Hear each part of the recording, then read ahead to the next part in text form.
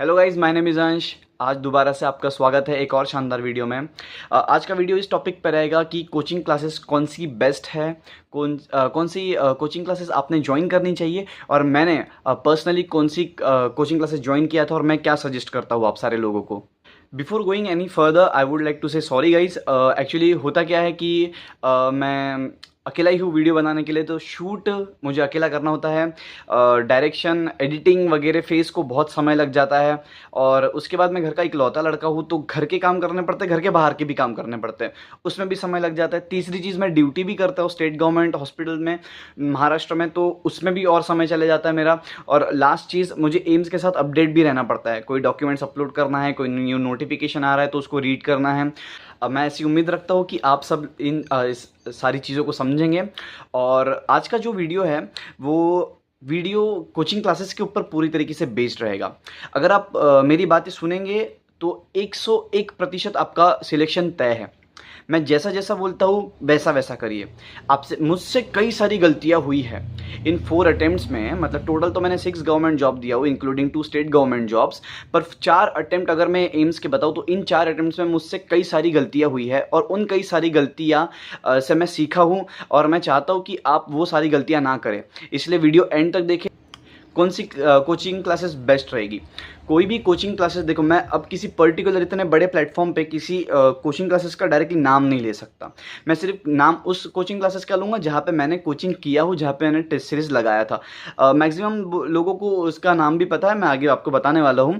पर देखिए होता क्या है, प्री रिक्विजिट्स होने चाहिए, कुछ कैरेक्टरिस्टिक्स होनी चाहिए आपके कोचिंग क्लासेस के लिए। पहला, आपकी कोचिंग क्लासेस आप जहाँ पर भी लेते हो या जहाँ पर लेने का सोच रहे हो उनका कंटेंट अच्छा होना चाहिए। इन द सेंस उनका स्टडी मटेरियल, उनका थियोरेटिकल पोर्शन या फिर उनका लेक्चर्स अट्रैक्टिव होने चाहिए और अच्छे होने चाहिए, टीचर्स अच्छे होने चाहिए। ये हो गया पहली चीज़। सेकंड चीज़ जिसके बारे में बात करेंगे, टेस्ट सीरीज़ अच्छी होनी चाहिए। टेस्ट सीरीज़ में उनके अपडेटेड नॉलेज के क्वेश्चन रहने चाहिए।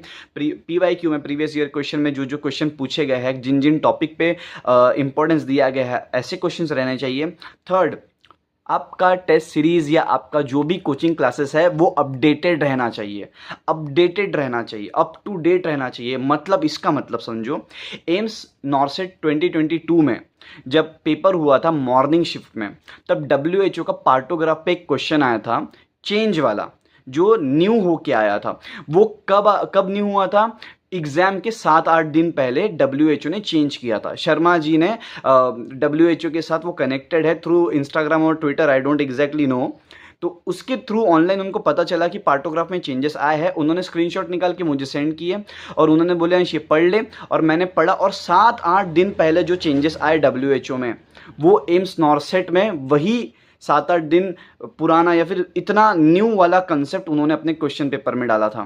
कई सारे लोग पुराना पुराना पढ़ के गए थे, तो न्यू चीज़ों के साथ वो स्टैब्लिश नहीं कर पाए अपने आप को और रॉन्ग करके आ गए थे आंसर। मेरा राइट गया था क्योंकि मुझे पूरा तरीके से पता था। तो इतना न्यू अगर एम्स आपको पूछ सकता है तो आप समझिए कि आपको अप टू डेट रहना कितना ज़रूरी है। अब इस चीज़ के लिए आप पूरी तरीके से कोचिंग क्लासेस पे अप टू डेट नहीं रह सकते या फिर डिपेंड नहीं रह सकते। इसके लिए आपको खुद को भी स्टडी करना पड़ेगा। And last cheese, but very important, आपकी कोचिंग क्लासेस फाइनेंशियली स्टेबल होनी चाहिए, यानी कि कॉस्ट इफेक्टिव होनी चाहिए। कॉस्ट इफेक्टिव का मतलब है कि बहुत महंगी क्लासेस लेने की बेवकूफ़ी मत करना। महंगा हमेशा अच्छा होता है ऐसा नहीं होता है। बहुत महंगी अगर क्लासेस लोगे या फिर बहुत ज़्यादा ही पैसे लग रहे हैं लेकिन तुम्हारे पास पैसे नहीं हैं उतने, ठीक है, तो कोई दिक्कत वाली बात नहीं है। तुम्हारी कोचिंग क्लासेस का कंटेंट अच्छा होना चाहिए, थ्योरी पोर्शन अच्छा होना चाहिए, up to date coaching classes ने रहना है और आपने भी रहना है। और फोर्थ चीज़, कॉस्ट इफेक्टिव रहना चाहिए। पर 2 से 4 कोचिंग क्लासेस ऐसी है जो बेस्ट है, जो सबसे बढ़िया है, ठीक है। और उनमें भी अब मैं उसका नाम लेता हूँ जहाँ पर मैं आपको सजेस्ट करूँगा या फिर मैंने जहाँ पर ज्वाइन किया था। फर्स्ट और सेकेंड अटेम्प्ट मैंने कई सारे अलग अलग तरीके के यूट्यूब चैनल पे अलग अलग तरीके की क्लासेस देखा था और अलग अलग तरीके के वीडियोस देखा था, और इसलिए इस सब चीज़ों का नॉलेज है।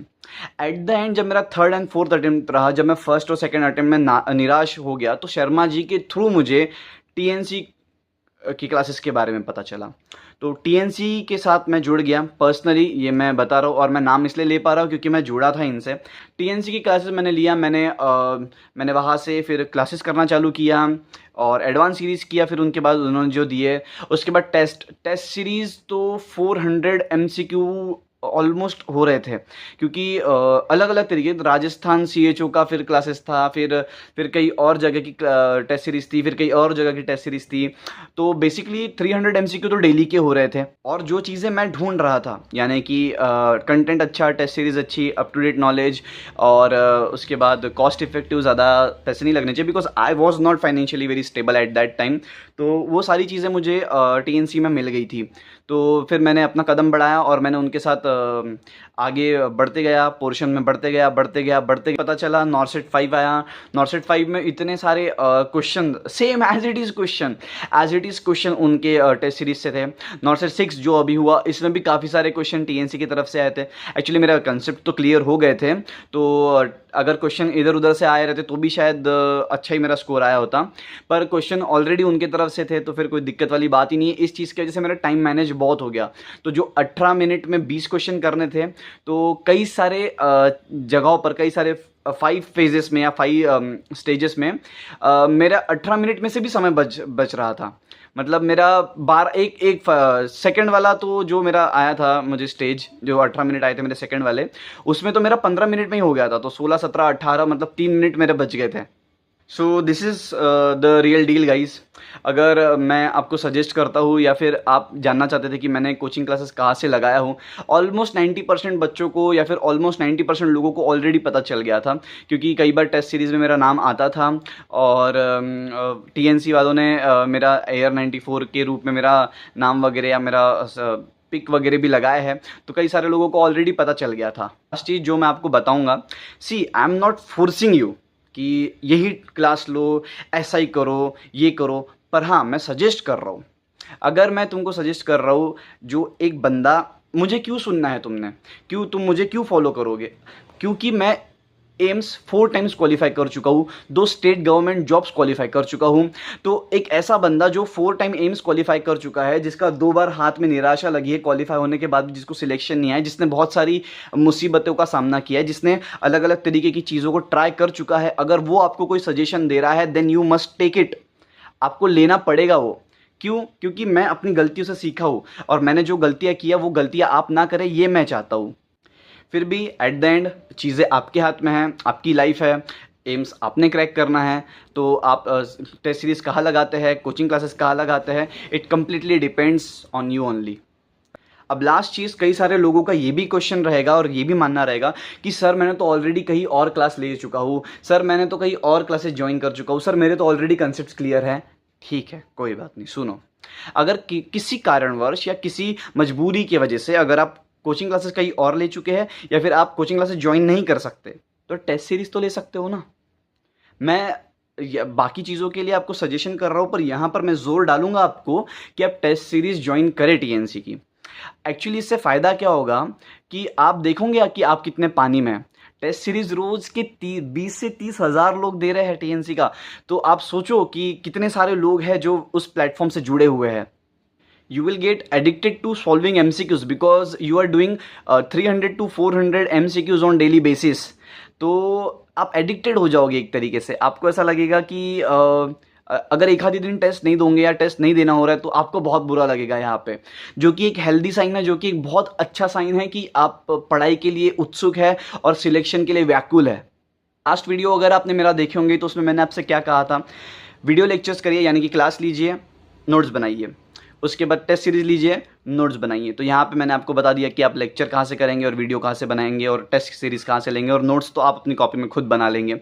उसके बाद नेक्स्ट चीज़, आपको रिवीजन डेली करना है, आपको एमसीक्यू डेली के देने हैं। ये सारी चीज़ें अगर आप मेरी मानोगे, तो मान के बिल्कुल आप 100% बता रहा हूँ, आपको किसी के पिताजी नहीं रोक सकते नॉट क्लियर करने से।